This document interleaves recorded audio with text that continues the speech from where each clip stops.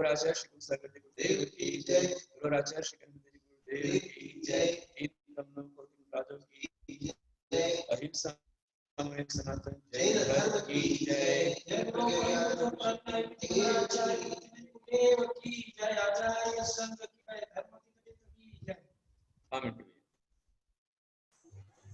जय बोलिए आचार्य श्री गुप्ती नंदी जी गुरुदेव की जय। आज का दीप प्रज्वलन जो है तत्वाद सूत का, वो नागपुर से श्री हर्ष गड़ेकर जी परिवार करेंगे, जो कि मातोश्री सौनीता चंद्रकांत गड़ेकर परिवार और ये परम भक्त हैं चंद्रकांत जी। बहुत भक्ति उनकी है।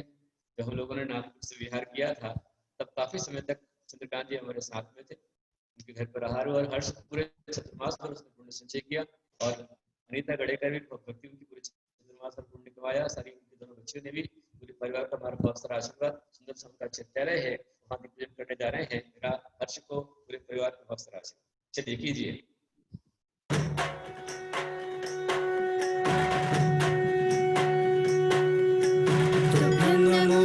हे धर्म सूर्य तुभ्यं नमोस्तु, वात्सल्य सिंधु तुभ्यं नमोस्तु, हे प्रज्ञा योगी तुभ्यं नमोस्तु, हे ज्ञान योगी।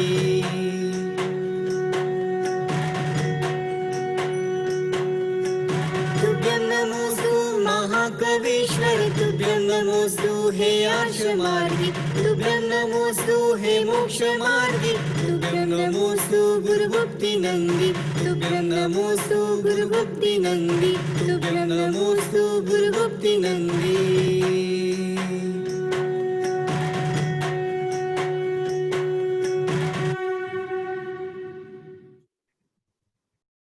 बहुत बढ़िया। हर छवि में देख रहा हूँ कि हर्ष बराबर हर रोज प्रवचन में भी लाभ ले रहा है, क्लास में भी है और शाम में भी महामंत्र के जाप में पूरा परिवार रहता है। संपूर्ण परिवार की हमारा बहुत सारा आशीर्वाद। हर्ष की बहुत अच्छी भक्ति है और चंद्रकांत जी के, अनिता जी की बहुत अच्छी भक्ति है। मेरा पूरे परिवार की बहुत सारा आशीर्वाद। आइए हम चलते हैं मोक्ष शास्त्र की ओर। हम लोग कल समझ रहे थे कि जो चाक्षुष स्कंद है वो भूत संघात और भेद संघात से उत्पन्न होता है। आगे अगला आज का सूत्र चलेगा हमारा 29 नंबर का, कि द्रव्य का सामान्य से लक्षण क्या है। तो बताते हैं सत द्रव्य लक्षणम, सत द्रव्य लक्षणम, सत द्रव्य लक्षणम। अर्थात जो सत है वो द्रव्य का लक्षण है। सत किसे कहते हैं? द्रव्य का लक्षण सत है, तो सत क्या है उसको बताते हैं 30 नंबर सूत्र में। बोलिए उत्पाद व्यय द्रव्य युक्तम सत। उत्पाद व्यय द्रव्य युक्तम सत। सत जो होता है वो उत्पाद व्यय और द्रव्य तीनों से युक्त होता है।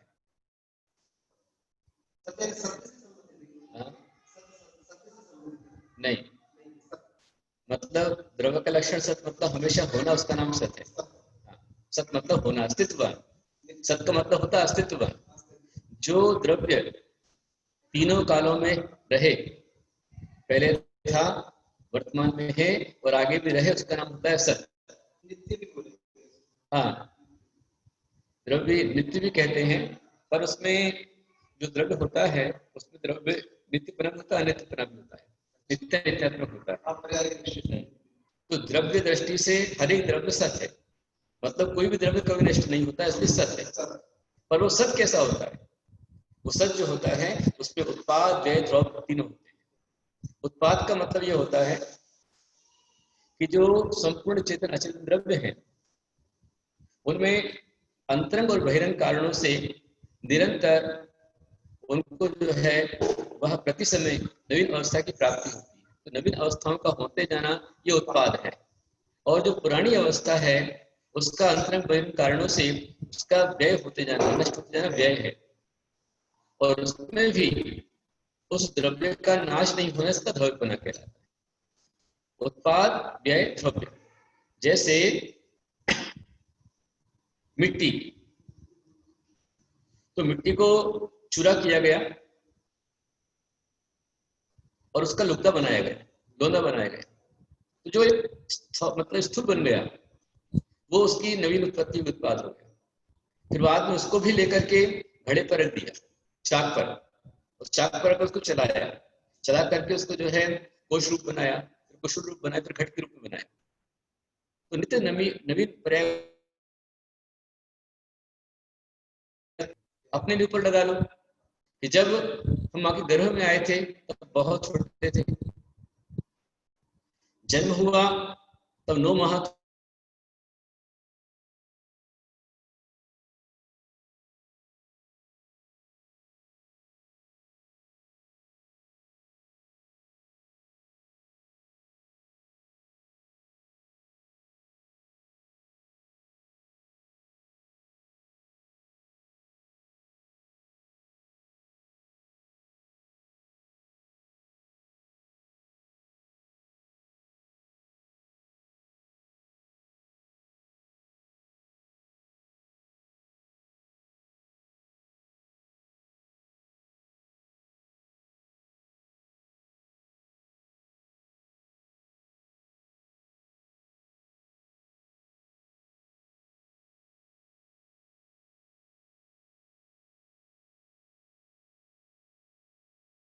होना, विघटन होना या परिवर्तन होना, विनाश को प्राप्त हो जाना, ये व्यय कहलाता है।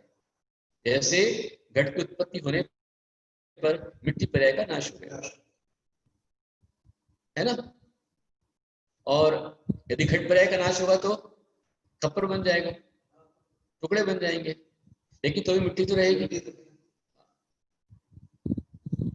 और प्रत्येक ग्रह में जो अनादिकालीन परिणाम स्वभाव है उसका व्यय और उदय नहीं होता, किंतु वह ध्रुवती अर्थात स्थिर रहता है, ध्रुव कहते हैं।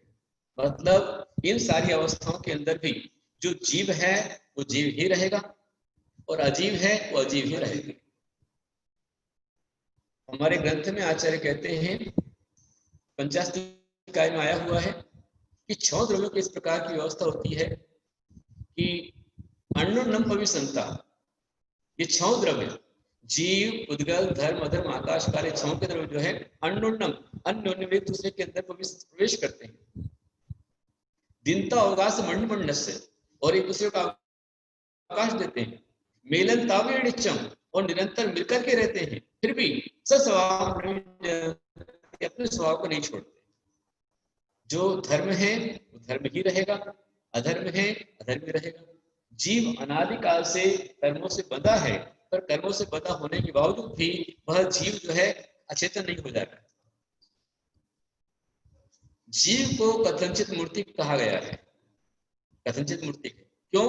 कर्मों से बंधा इसलिए मूर्ति कथनचित, लेकिन स्वभाव से अमूर्तिक है। और जो कर्म है अनादिकाल से जड़ कर्म, जीव से बंधा होने के बावजूद भी जो कर्म है वो चेतन नहीं हो जा रहा है ना। तो अपने स्वभाव को नहीं छोड़ना, इसका नाम होता है द्रव्य।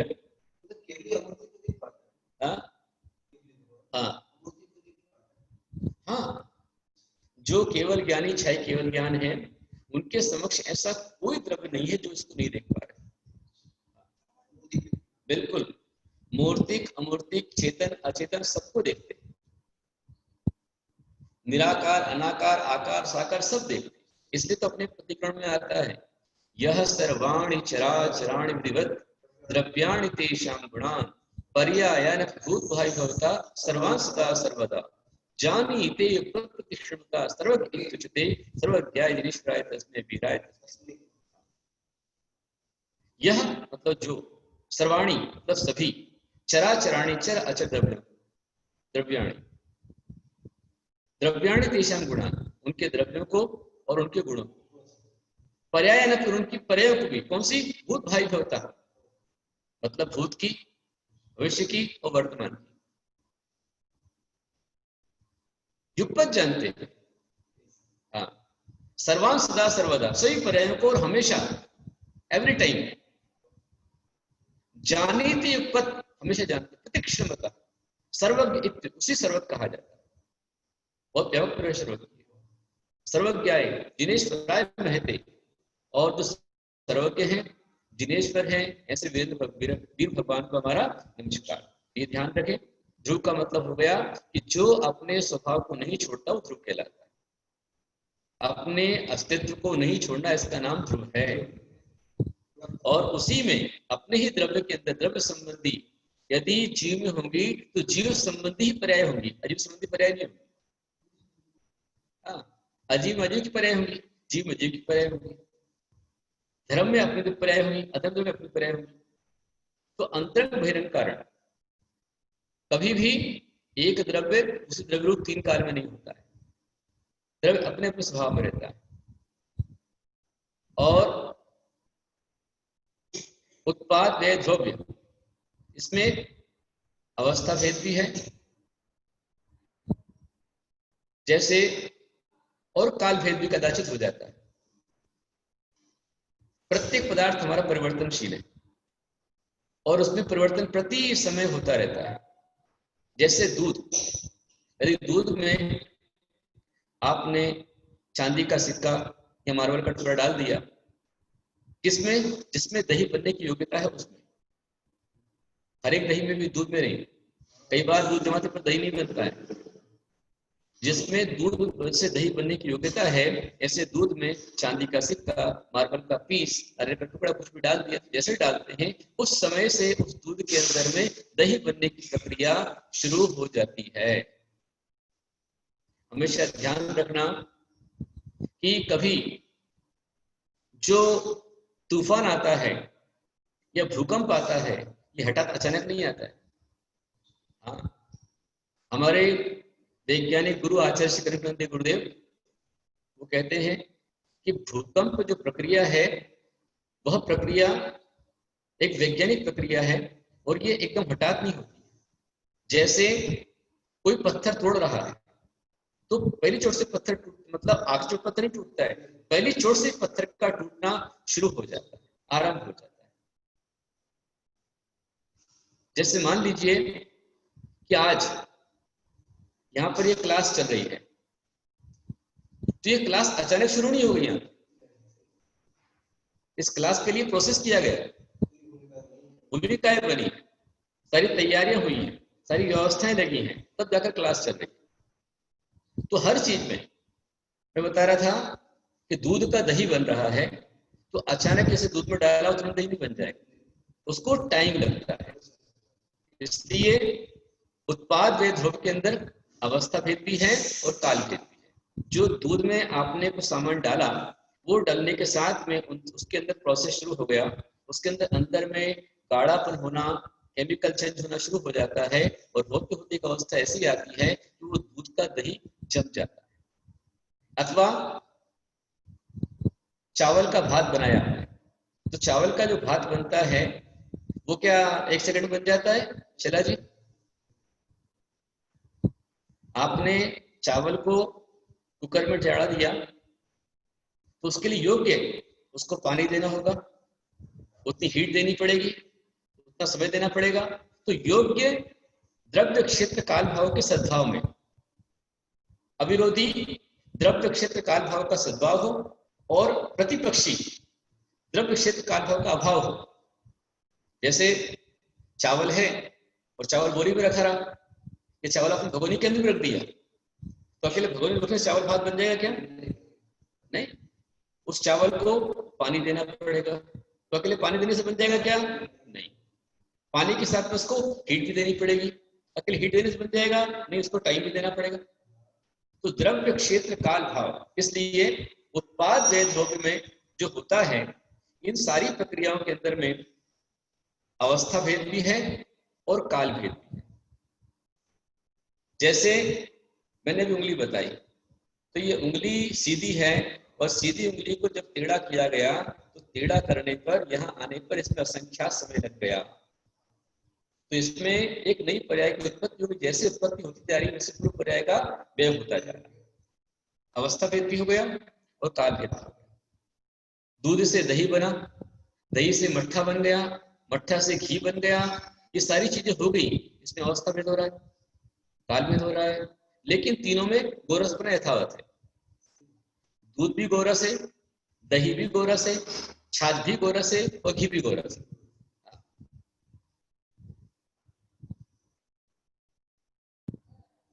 इस तरह से उत्पाद व्यय ध्रुवयुक्तम सत।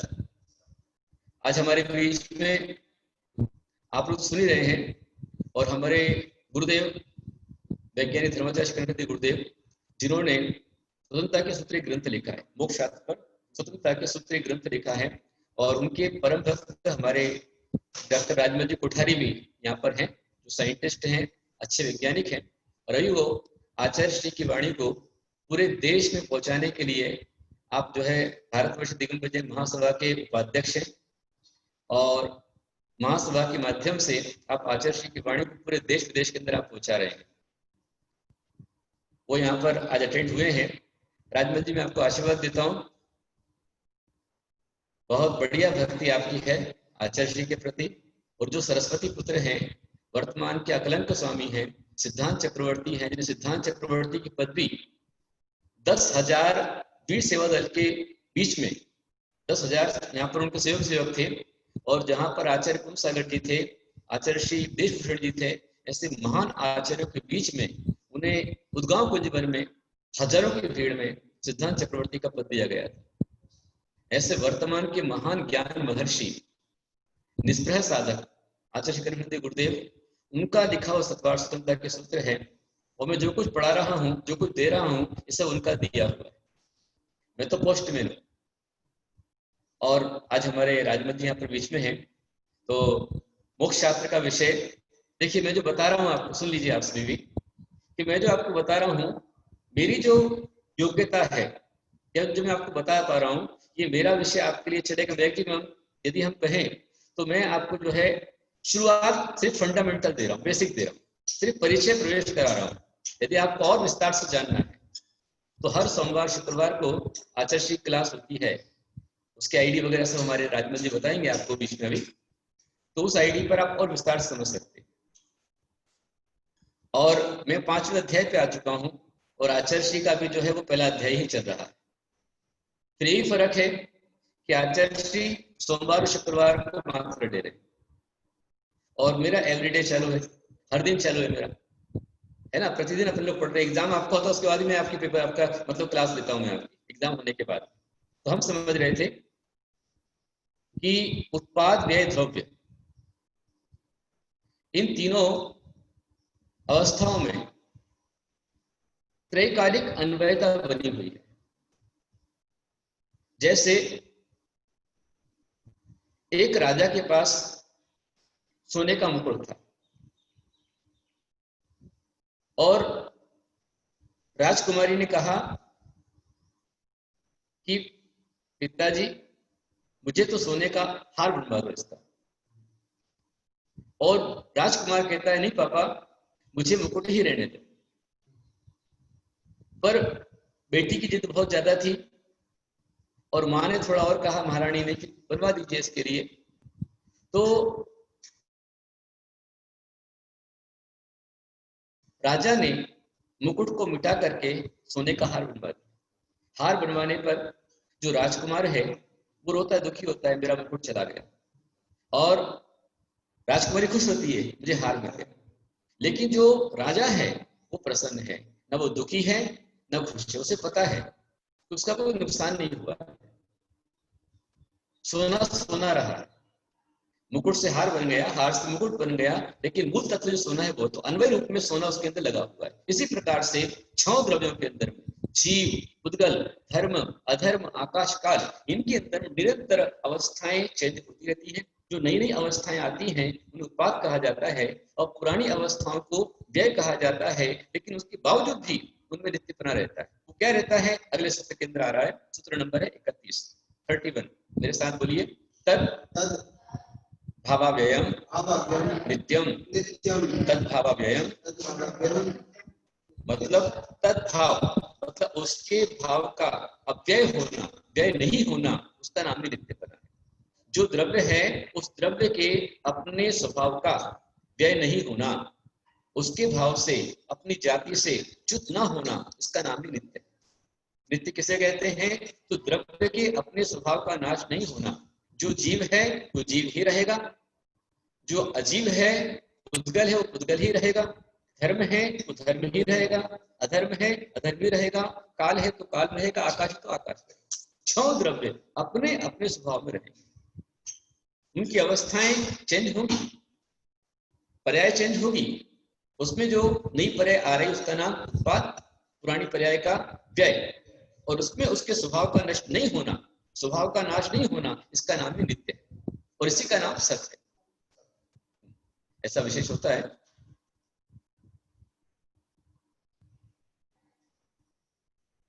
और ये जो हम समझना चाह रहे हैं बहुत विशाल सूत्र है, व्यापक सूत्र है। प्रश्न खड़ा होता है कि भाई फिर द्रव्य नित्य है या अनित्य है? तो तीर्थंकर हमारे कहते हैं कि द्रव्य नित्यात्मक है, द्रव्य द्रव्य दृष्टि से नित्य है। द्रव्य की अपेक्षा हम देखें तो द्रव्य का नाश होता है क्या? नहीं, इसलिए द्रव्य अपेक्षा नित्य है, लेकिन उसकी पर्याय हमेशा चेंज होती है, इसलिए पर्याय अपेक्षा अनित्य है। मैं छोटा सा बच्चा था, बच्चे से मैं किशोर हुआ, शिशु हुआ, करीब 10 साल में दावड़ा हो गया, 20 साल में बावला हो गया, 30 साल में तीखा हो गया, 40 साल में फीका हो गया, 50 में पक गया, अभी 48 साल का हुआ मैं। देखो लो आप, सारी चांदी चांदी आ गई मेरे।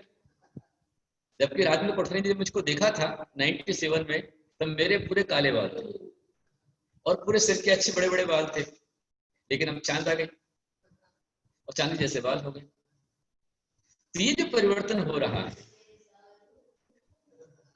ये जो परिवर्तन हो रहा है, तो इस अपेक्षा से मेरे अंदर अनित्यपना है। प्रतिक्षण मैंने, आपने देखा था अभी कुछ समय पहले कि मैंने पूरे केशमेंट कर लिए थे, पूरे एक भी बाल नहीं थे, बाल बढ़ते जाए, तो इस अपेक्षा में अनित्य हूं। लेकिन मेरा जीवन जा रहा है क्या? नहीं, उस अपेक्षा में नित्य। इसलिए नित्य भी है, अनित्य भी है, सत्य भी है, असत्य भी है। एक साथ हम कैसे ग्रहण करेंगे? एक ही द्रव्य में नित्यता कैसे हो, अनित्यता कैसे हो, इसको बताने का सूत्र आता है अगला सूत्र 32 नंबर का। बोलिए, अर्पिता नर्पित सिद्धे।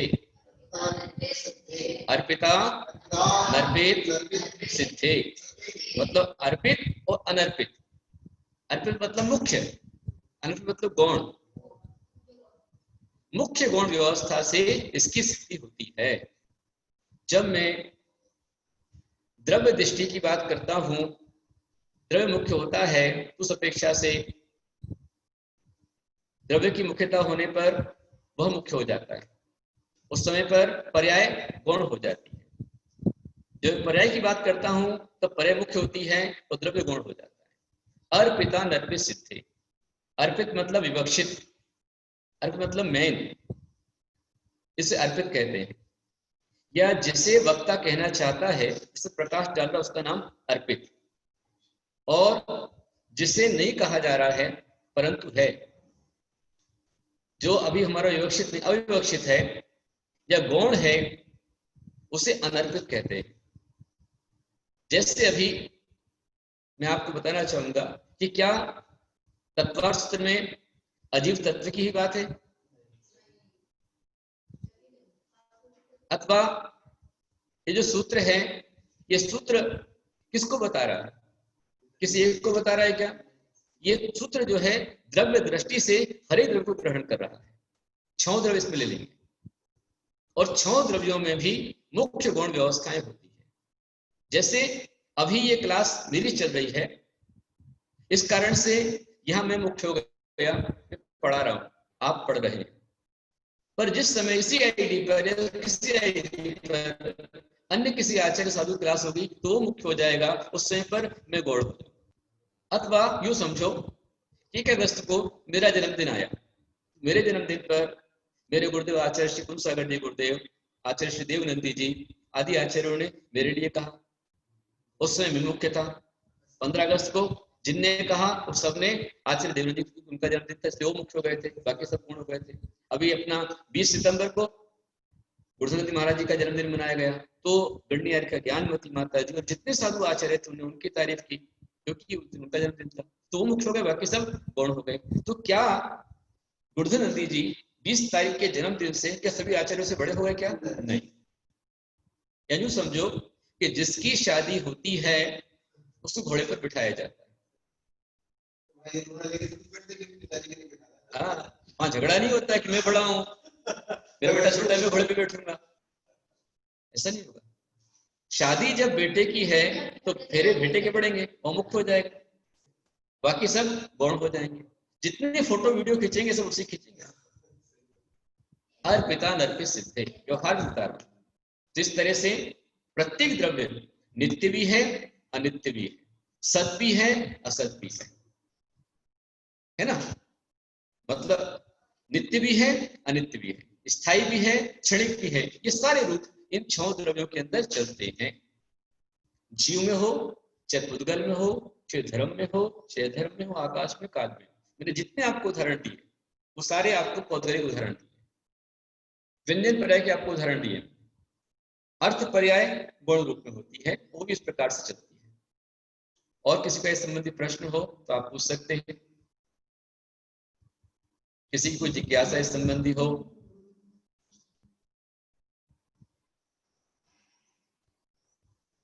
कोई कुछ पूछना चाहे?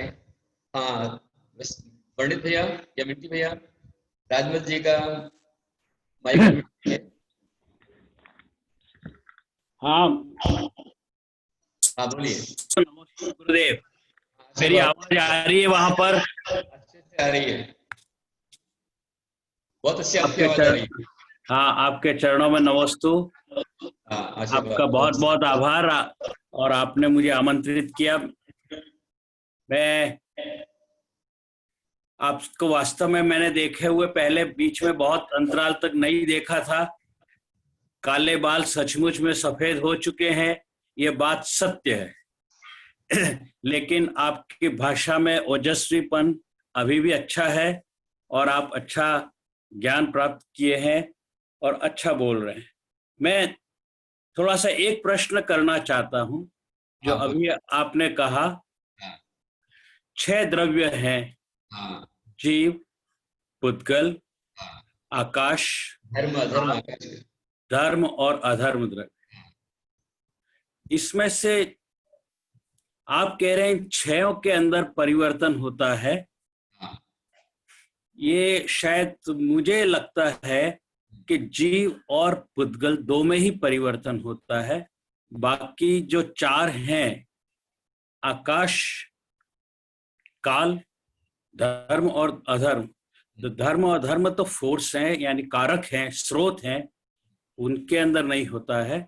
और आकाश और काल अपने अपने जगह पे नियताकार से चलते हैं। तो जो बदलने के लिए जो चीजें हैं, जो हमारे धर्म में जहां तक ये बात कही गई है कि जिनके अंदर परिवर्तन होना है, वो केवल जीव और पुद्गल 2 में होता है, और वो अपनी उत्पाद, व्यय और सत के हिसाब से उनमें परिवर्तन होता है। बाकी परिवर्तन करने वाले और क्षेत्र और काल है। तो जो भी चीज चाहिए इसके लिए, वो आपने सही बताई कि द्रव्य, क्षेत्र, काल और भाव, क्योंकि उसी से ही पूरे ब्रह्मांड के अंदर, जो हम लोग साइंस के लोग बोलते हैं 12 डायमेंशन चाहिए, तो उससे बनते हैं। लेकिन आकाश और काल की स्थिति नहीं बदलती है। और धर्म अधर्म जो है वो तो बल है, वो तो इन दोनों के लिए, जीव और पुद्गल को बदलने के लिए काम करते हैं। तो ये मुझे थोड़ा समझ में नहीं आ रहा है। आप कह रहे हैं कि धर्म अधर्म भी बदलते हैं और आकाश और काल भी बदलते हैं। बिल्कुल। देखिए, पहली बात तो यह है कि सबसे पहला प्रश्न है कि धर्म, अधर्म, आकाश और काल, ये भी चारों द्रव्य है अथवा नहीं है। जो आपका कहना है वो एक अपेक्षा से सक्रिय और निष्क्रिय की अपेक्षा हो गया, एक्टिव अनएक्टिव। मतलब जो गतिशीलता है या प्रत्यक्ष परिवर्तन देखा जा रहा है, वो आपको जीव और पुद्गल में दिखलाई दे रहा है, इसलिए उस अपेक्षा से आप वहां एक्टिवनेस बता रहे हैं। लेकिन जो शुद्ध द्रव्य है, धर्म, अधर्म, आकाश और काल, चूंकि ये भी द्रव्य है, तो जो भी द्रव्य है उस द्रव्य के अंदर नियम से उसमें तीनों अवस्थाएं बनेगी। पहले सूत्र आ गया सद्रव्य लक्षणम, द्रव्य का लक्षण सत है, जो अकेले जीव और पुद्गल के लिए नहीं है, ये 6 द्रव्यों के लिए है। फिर उसके बाद में अगला सूत्र इसके लिए आ गया कि सत किस प्रकार का होता है, तो सत अकेला आकड़ के नहीं रहता है। सत के अंदर में उत्पाद, व्यय, द्रव्य युक्तम सत, तीनों अवस्थाएं उसमें रहेंगी, उत्पाद भी होगा, व्यय भी होगा और ध्रुव भी होगा। लेकिन ये जो शुद्ध द्रव्य है, तो शुद्ध द्रव्यों के अंदर में अर्थ पर्याय होती है, और जो उद्गल और जीव हैं इनके अंदर में व्यंजन पर्याय अर्थ पर्याय दोनों पर्याय होती है। अर्थ भी होती है, व्यंजन भी होती है। शुद्ध द्रव्यों के अंदर अर्थ पर्याय होती है। अर्थ पर्याय का मतलब क्या होता है कि उनके अंदर में अंतरंग में षड गुण हानि वृद्धि होती रहती है। अनंत भाग वृद्धि, असंख्यात भाग वृद्धि, संख्यात भाग वृद्धि, संख्यात गुण वृद्धि, असंख्यात गुण वृद्धि, इस प्रकार 6 प्रकार की हानि, 6 प्रकार की वृद्धि, ये 6 द्रव्यों के अंदर निरंतर होती रहती है। और ये जो द्रव्य है, धर्म अधर्म आकाश काल, ये सभी उदासीन कारण है जीव और बुद्धगल के लिए। और ये मात्र जीव बुद्धगल के लिए नहीं बल्कि 6 द्रव्यों के लिए, क्योंकि जहां पर जीव है, यदि जा रहा है आ रहा है, तो जाने में वहां पर धर्म भी है जो कि फोर्स दे रहा है, सहायक है। और यदि दे रहा है तो मतलब उसको आकाश ने अवकाश दिया है, तो वहां पर टाइम भी लग रहा है, समय लगने से टाइम भी वहां पर है। तो जीव भी है, उद्गल भी है, धर्म भी है, अधर्म आकाश काल। तो इस तरह से 6 द्रव्य एक स्थान पर होते हैं, और इन 6 द्रव्यों के अंदर में भी परिवर्तन होता है। अकेले जीव उद्गल में परिवर्तन हो और अन्य परिवर्तन ना रहे तो द्रव्य ही नहीं रहेगा। द्रव्य का स्वभाव ही ऐसा नहीं। द्रव्य का स्वभाव क्या है? सद्द्रव्य लक्षणम। और फिर प्रत्येक द्रव्य जो उसका सत का स्वरूप क्या है, तो बताया गया उत्पाद व्यय ध्रुव युक्तम सत। उसमें उत्पाद भी होना है, व्यय भी होना है, ध्रुव भी होना है। ये तीनों अवस्थाएं प्रत्येक द्रव्य के अंदर आएंगी, जिसमें ये अवस्था कोई द्रव्य ही नहीं। तद भाव्य नित्यम, और उसके स्वभाव का अव्यय मतलब नाश नहीं होना, इसका नाम है नित्यपना। तो इस तरह आचार्य श्री, आपका कहने का अर्थ अगर मैं केवल एक ही चीज लूं, आकाश को, तो आप जो परिवर्तन बता रहे हैं, तो उसकी वजह से आकाश का क्या आकार जो है, यानी उसकी साइज है या उसका स्ट्रक्चर है, वो बदल जाएगा? देखिए, बदलता है वो। अशुद्ध द्रव्य होते हैं, अशुद्ध द्रव्य जो होते हैं उनमें साइज चेंज होता है, और पर्याय 2 प्रकार की होती है, व्यंजन पर्याय और अर्थ पर्याय। तो प्रदेशत्व गुण के विकार को व्यंजन पर्याय कहा जाता है, और अन्य गुणों की विकृति को अर्थ पर्याय कहा जाता है। तो जो शुद्ध धर्म अधर्म आकाश काल जो 4 द्रव्य हैं, ये एवरी टाइम शुद्ध ही रहते हैं, इनमें कभी अशुद्धपना नहीं होता। इसलिए इनमें शुद्ध पर्याय होती है, जिसे अर्थ पर्याय कहा जाता है। उनकी आकृति में चेंज नहीं होता है, लेकिन उनमें षड गुण हानि वृद्धि रूप परिवर्तन निरंतर होता रहता है। और ये जो है लक्षण रूप में हमारे माध्यम से जाना जाता है। जैसे आकाश में दुखाकाश, तो आकाश तो अमूर्तिक है, लेकिन जो पुद्गल द्रव्य के द्वारा जो वहां पर 3 प्रकार के वलय आ जाते हैं, धन वात वलय, क्रोध तनुवात वलय, उस वात वलय के निमित्त से वहां पर मनुष्य के आकार के 3 लोक की आकृति बन जाती है। जहां तक धर्म द्रव्य है वहां तक पुद्गल है, जहां तक अधर्म द्रव्य है धर्म द्रव्य है, वहां तक पुद्गल जाता है, और वहीं तक जीव जाता है। और जहां पर ये जीव पुद्गल धर्म धर्म आकाश है, काल है, उसी को प्रकाश कहा गया है। इसके अलावा लोकाकाश को छोड़ करके जो अन्य अलोकाकाश है, वहां पर 6 द्रव्य नहीं है, मात्र अलोकाकाश ही, सिर्फ आकाश द्रव्य है, उसमें अन्य किसी का वहां पर द्रव्य का सद्भाव नहीं है। तो इनमें आकृति में चेंज नहीं होता है, लेकिन अवस्थाएं पर्याय इनकी चेंज होती है। कैसे? जैसे जो आकाश अभी है, वो आकाश हमारा कितने वर्ष पुराना हो चुका है, और भविष्य में और कितने वर्ष उसके हैं। अवस्थाएं इस प्रकार से चेंज जो होती हैं, वो हम भौतिक द्रव्यों के माध्यम से उदाहरण देकर समझाते हैं, लेकिन जो शुद्ध द्रव्य हैं उनमें अपनी अर्थ पर्याय होती है, उसमें आकृति में कोई चेंज नहीं आएगा। इस प्रकार से काल द्रव्य की आकृति में कोई चेंज नहीं आएगा, लेकिन समय निरंतर परिवर्तन कर रहा है। अभी जैसे आप मेरे पास में आए, आप 4:15 बजे ज्वाइन हुए मेरे पास में, और अभी आपको लगभग आकर यहाँ पर लगभग आपको 30 मिनट होने जा रहा है। तो ये टाइम इतना निकल गया, चेंज हो गया, समय परिवर्तन हो गया।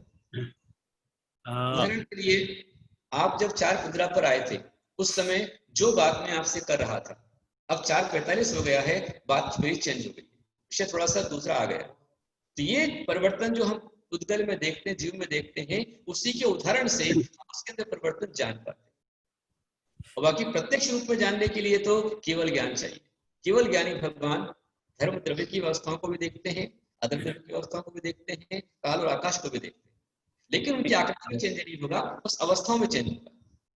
मैं तो ये समझ रहा हूँ, हाँ, आकाश तो एक तरह से पात्र है, बिल्कुल। आकाश एक तरह से निरंजन निराकार एक पात्र है, और उसमें ये जीव और पुद्गल दो के जो है वो परिवर्तन होते रहते हैं। वो आकाश के विथिन उसके आकाश के आकार के अंदर होते रहते हैं, लेकिन आकाश को नहीं बदल देते। जितने तारे ग्रह देखो, जितने भी जीव हैं, अजीब हैं, मतलब पुद्गल जो भी कहो, उस यानी एक तपेली है, आप तपेली में दूध है और दूध के अंदर आप कुछ डालें और वो दही बने, जैसे नींबू का वो डाल दिया, तो उससे कोई तपेली का आकार परिवर्तित नहीं हो जाएगा। वो दूध के अंदर यानी पुद्गल के अंदर परिवर्तन आया है, तपेली के अंदर साइज में स्ट्रक्चर में कभी कोई परिवर्तन नहीं आएगा। इसी तरह आकाश जो है, जिसको हमने 343 घन राजू जो कहा है, तो उसके आयतन में कभी कोई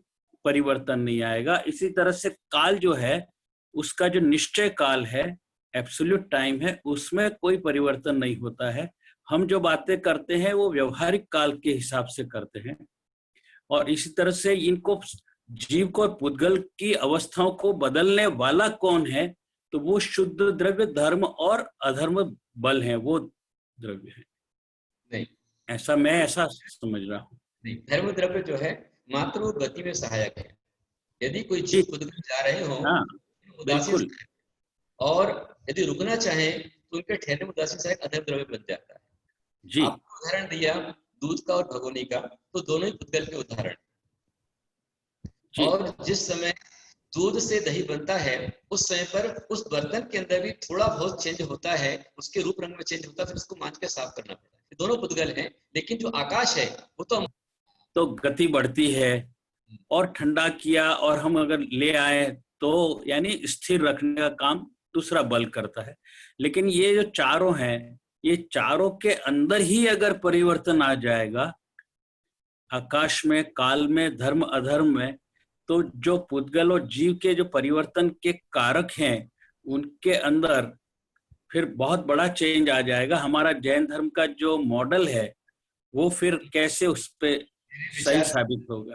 आप एक बार और आचार्य जी से चर्चा कीजिएगा। जरूर करूंगा मैं, क्योंकि उन्होंने ही अभी 2-4 बार ये बात हमने डिस्कस की और बताई। ठीक है, फिर भी एक बार मैं करूंगा, और आपको भी आमंत्रित करता हूं कि आप भी। और मैंने थोड़ा सा दूसरी बात भी कर लेता हूं, क्योंकि अभी मैं लाइन पर हूं।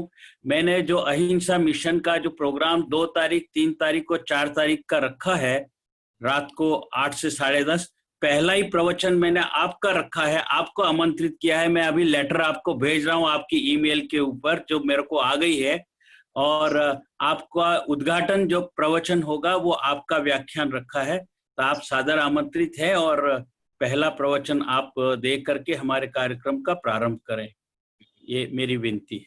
अवश्य अवश्य, बहुत बहुत अच्छी भावना है। 2 अक्टूबर विश्व अहिंसा दिवस है। 2 अक्टूबर अहिंसा दिवस है जी। और हम बहुत लोग इंटरनेशनल वेबिनार कर रहे हैं, उसका नाम है non violence, imperative need of 21st century, यानी 21वीं सदी की तुरंत आवश्यकता जो है, तो वो अहिंसा है। आप कोरोना वायरस देख रहे हैं, पूरे विश्व के अंदर कोरोना वायरस ने न केवल मनुष्य को घर के अंदर लॉकडाउन में रखा, बल्कि मनुष्य की सारी गतिविधियों के ऊपर लगाम लगा दी उसने। और आज आप और हम आमने सामने बैठने के बजाय ये मोबाइल से और लैपटॉप से बातें कर रहे हैं। यानी कोरोना वायरस एक निगोदिया जीव, बहुत छोटा, सूक्ष्म से सूक्ष्म जीव जो है, उसके संगठन ने, कोरोना वायरस पूरा मिला के यानी उसका निगोदिया जीव का एक संगठन है। उस छोटे से संगठन, छोटे से निगोदिया जीव ने पंचेंद्रिय जीव के ऊपर लगाम लगा दी है। आप देखिए, तो हमने जितने कुकृत्य किए हैं, हमने जितनी हत्याएं की हैं, हमने जितनी हिंसाएं की हैं, अब वो हिंसाएं करने के तरीके मन से, वचन से, काया से, और यहाँ तक कि बहुत दूर दूर तक जा करके न केवल जमीन पे बल्कि हवा में, आकाश में, सब जगह हिंसा की है। क्योंकि मेरा भी प्रवचन 5 बार हो चुका है, लेकिन लोगों की डिमांड है कि scientific aspects of non violence यानी अहिंसा के वैज्ञानिक पहलू पर फिर से आप प्रवचन दें जो बहुत विश्व में प्रचलित हुआ है। तो मेरा कहने का आचार्य श्री के जैन धर्म की प्रत्येक बात सत्य हो रही है। आप देखिए छोटा सा मतलब जीव कितना निगोदिया, उसकी आंख से क्या माइक्रोस्कोप से अभी तक नहीं दिख पाया है वो निगोदिया जीव, और लेकिन उनके असंख्य मिल करके उन्होंने ये एक रोग पैदा किया, डिजीज पैदा की, और हर बार कह रहे हैं कि इसका वैक्सीन निकलने वाला, लेकिन अभी तक नहीं निकला।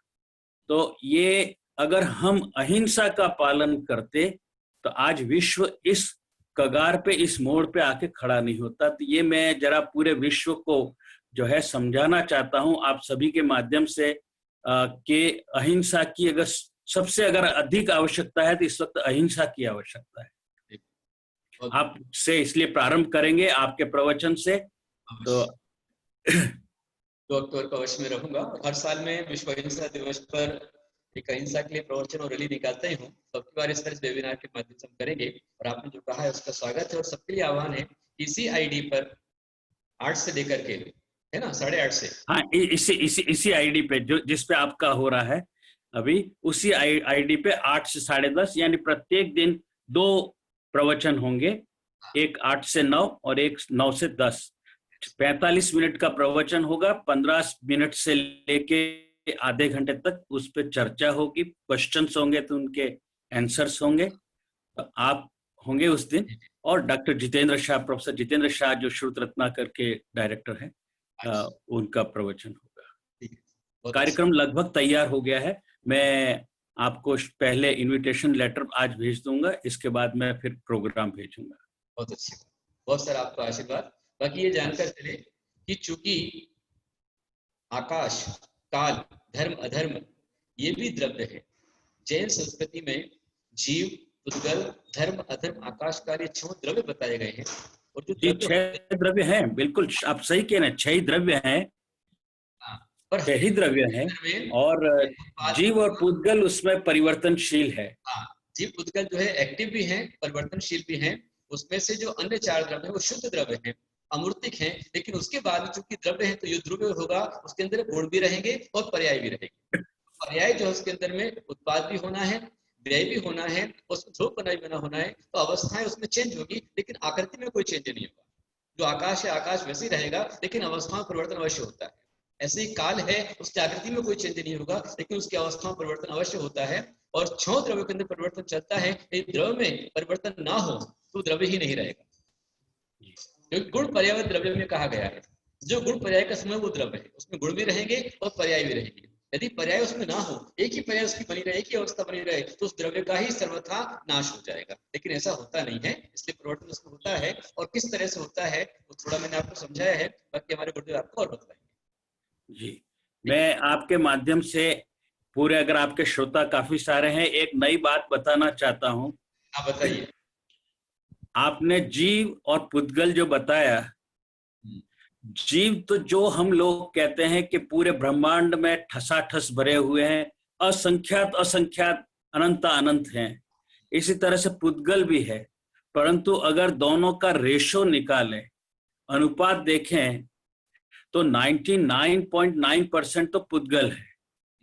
0.1% भार में देखो मास के हिसाब से, तो जीव का तो कोई, जो उसका मास है वो तो बहुत ही कम होता है।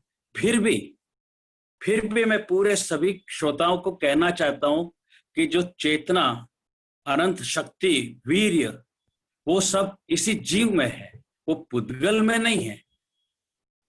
जैसे मेरी पूरी बॉडी है, मेरा पूरा शरीर है, वास्तव में तो ये एक तरह से डस्टबिन का कंटेनर है और कुछ नहीं है। अगर इसमें से जीव बाहर चला जाए, जबकि मेरा वजन 70 किलो का है, जिसमें आत्मा यानी जीव जो है, चेतना, वो तो कुछ नैनोग्राम की या मिलीग्राम की होगी, लेकिन वो निकल जाए तो ये तो एक तरह से गंदा डस्टबिन का कंटेनर है जिसका वजन 70 किलो है। तो ये पूरा आकाश यानी पूरा ब्रह्मांड है, उसमें पुद्गल ज्यादा है, लेकिन जीव कम होते हुए भी उसकी चेतनामन्य जो शक्ति है वो ही सब कुछ इस पूरे ब्रह्मांड का या सृष्टि की संरचना में जो आधारभूत है वो वही जीव ही है।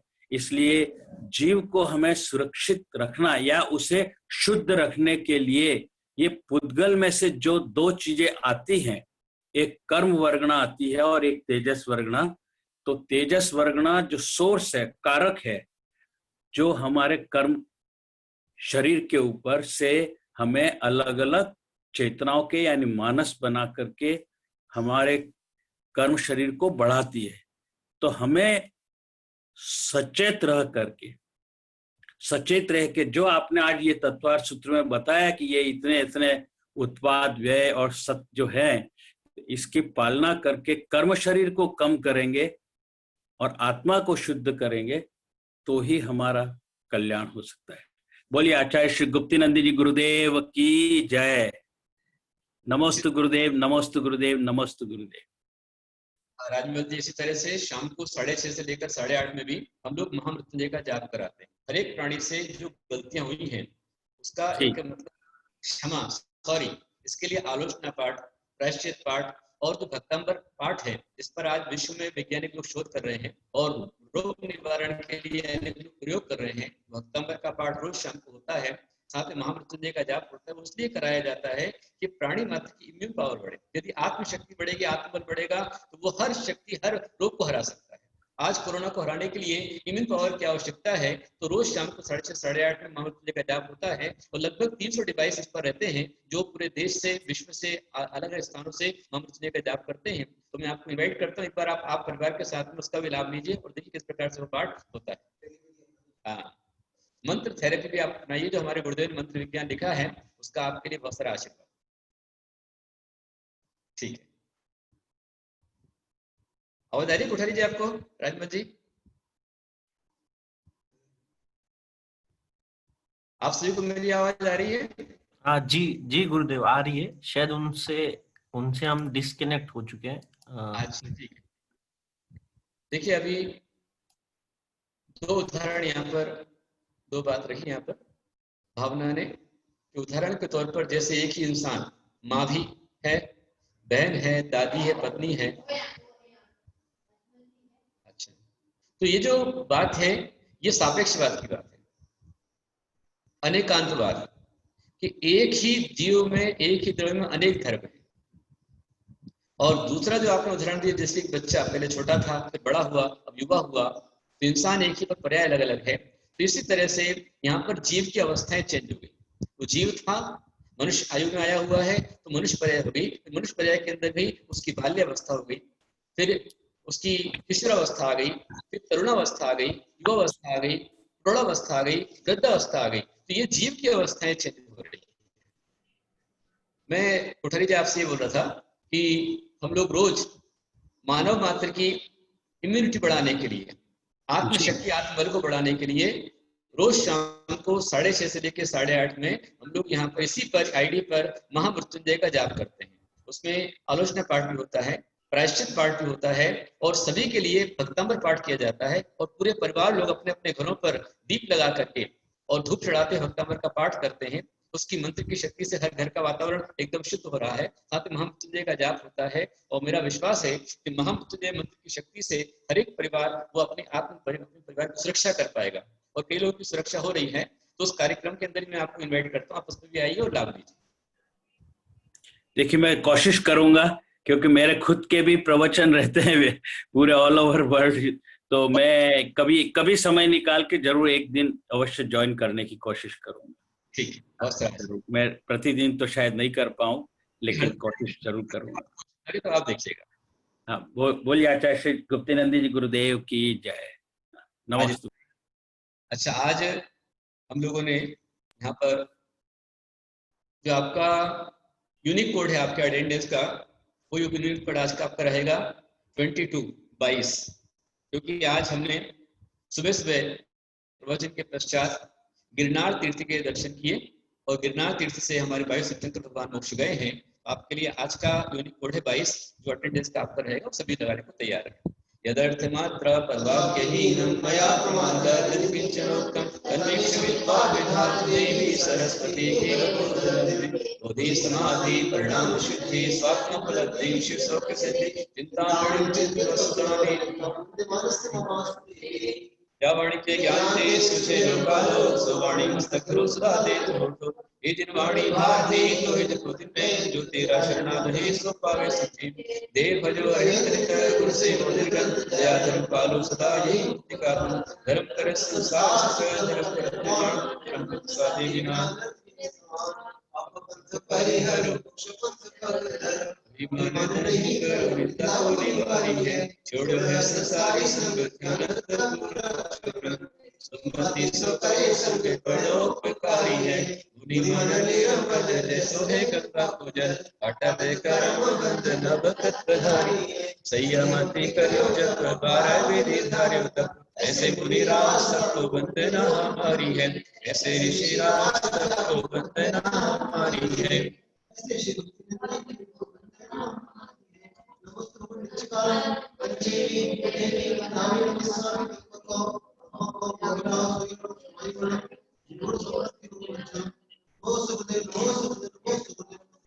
हमारे साथ में आप सभी संघ के भी दर्शन कर लीजिए। क्षुल्लिका धन्यश्री माता जी, मुनिश्री विनय गुप्त जी, क्षुल्लक शांति गुप्त जी, आरिका आस्था श्री माता जी, क्षुल्लक धर्म गुप्त जी, मुनिश्री विमल गुप्त जी, ये पूरा संघ यहाँ पर बैठा हुआ है और सब सोशल डिस्टेंसिंग का पालन करते हुए स्वाध्याय का लाभ ले रहे हैं। उन सबके दर्शन आप लाभ लीजिए। सबके लिए हमारे पूरे संघ का बहुत सारा आशीर्वाद। तीर्थश्री माता जी आज नहीं आई है, बाकी यहाँ पर पूरी 8 पीछी है मेरे सहित। यहाँ पर मैं हूँ, मेरे साथ में 2 मुनिश्री हैं और आरिका माता जी हैं और 2 क्षुल्लक और 2 क्षुल्लिका माता जी हैं, जिनका आप लाभ ले रहे हैं। और श्राविकाओं में रोज भक्ति से आहार देने वाले भारती और मुनि अम्मा जी यहाँ पर हैं, जो कि रोज पुण्य कमाते आहार देकर अभिषेक करके इन सभी को आप देखें। और भी काफी लोग हैं, लेकिन जो यहाँ पर स्वाध्याय में भी आए हुए हैं उनको मैं आपको दिखा पा रहा हूँ। सबका आपको पूरे संघ का आशीर्वाद।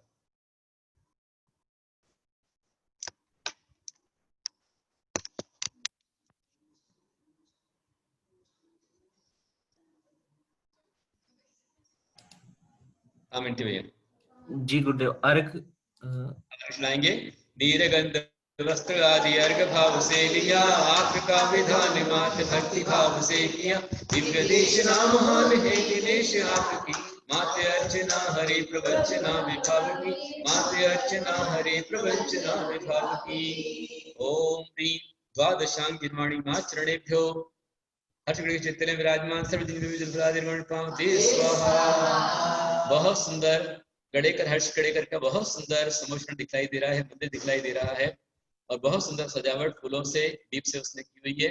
बहुत अच्छी भक्ति इस बच्चे की है और पूरे परिवार की है। सबको हमारा बहुत सारा आशीर्वाद दीजिए। भगवान को दर्शन दीजिए। उदक चंदन तंदुल पुष्प कैशरु सुदीप सुधूप फलाद्य धवल मंगल गानर वाकुले, जिन ग्रहे जिन नाथ महं यजे।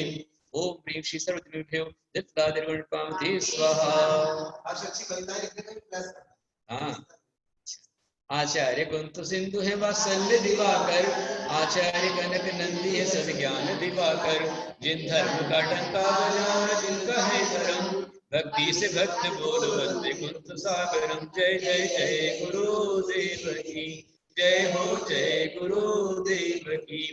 ओम भीम करता श्री उमा स्वामी आचार्य हमको दीक्षा गुरु आचार्य श्री सागर जी, आचार्य श्री कनक नंदी सर्व आचार्य चरणेभ्यो जल फलादिर्गुणपामते स्वाहा।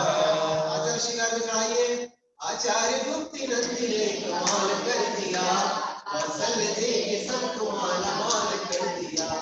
पूजा हमारी आपने स्वीकार कीजिए, गुरुदेव मुस्कुरा के आशीर्वाद दीजिए। जय जय जय गुरुदेव की जय हो, जय गुरुदेव की। ओम रूप के आचार्य भगवत श्री गुरुदेव साक्षात विराजमान श्री चरण कमल महागुरुदेव को पामिति। नमोस्तु गुरुदेव, नमोस्तु गुरुदेव, नमोस्तु गुरुदेव। जय बोले। तीर्थश्री माता जी भी आ चुकी है, उनका भी दर्शन आप कीजिए। ओ माई मुस्कुराओ।